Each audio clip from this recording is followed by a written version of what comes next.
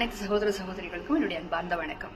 அண்ணா வணக்கங்கண்ணா, எப்படிங்கண்ணா இருக்கிறீங்க? நேற்று திருச்சியில பேசும்போது ஏதோ மயக்க செத்துருச்சான், பேசும்போது ஆழ்ந்த இறங்கல்ங்கண்ணா.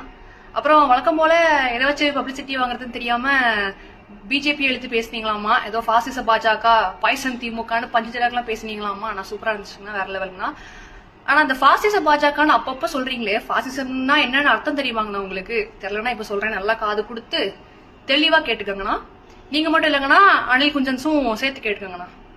பாசிசம் அப்படிங்கிறது வந்து சர்வாதிகார ஆட்சின்னு சொல்லுவாங்க. பாசிச ஆட்சி அப்படிங்கிறது சர்வாதிகார ஆட்சின்னு சொல்லுவாங்க. இந்த பாரத நாட்டுல சர்வாதிகார ஆட்சி மோடி பண்ணிக்கிட்டு இருக்காரு அப்படிங்கிறது தான் இந்த டிவிகே அப்புறம் இன்னும் சில கட்சிகள், அதாவது திமுக உட்பட பல கட்சிகள் வந்து பிஜேபி மேல வைக்கக்கூடிய ஒரு பெரிய குற்றச்சாட்டா இருக்குது. அப்படி ஒருவேளை பிரதமர் நரேந்திர மோடி அவர்கள் பாசிச ஆட்சி நடத்திக்கிட்டு இருந்தாரு அப்படின்னா இந்த திமுக, காங்கிரஸ், அப்புறம் இந்த அனில் குஞ்சன்ஸ், அதாவது டிவிகேங்கண்ணா, நீங்கெல்லாம் வந்து இந்த அளவிற்கான விமர்சனங்களை பேசுறதுக்கு ஒரு வாய்ப்பே கிடைச்சிருக்காது. நீங்க பேசின இந்த பேச்சுக்கெல்லாம் இந்நேரம் கம்பி எண்ணிக்கிட்டு இருந்திருப்பீங்க. ஆனா அப்படி செஞ்சாங்களா? செய்யல.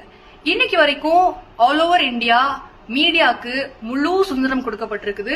எந்த ஒரு செய்தியாக இருந்தாலும் பாரதிய ஜனதா கட்சிக்கு எதிராக கூட பல பத்திரிகையாளர்கள் வந்து செயல்பட்டு தான் இருக்கிறாங்க.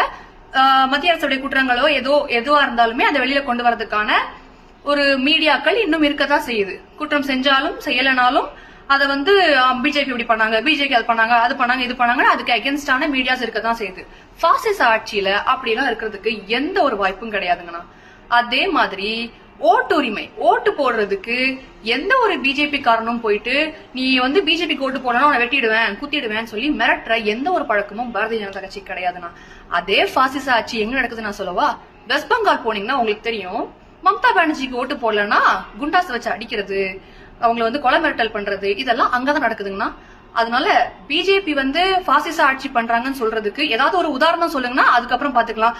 தெரியும்னா நீங்க உடனே எடுத்துட்டு வருவீங்க, தமிழ்நாடுக்கு கிடைக்க வேண்டிய நிதி எல்லாத்தையும் கிடைக்க விடாம பண்ணிட்டாங்க அப்படி அப்படின்னு. அதுக்கும் பாசிசத்துக்கும் எந்த சம்பந்தமும் கிடையாதுங்கன்னா.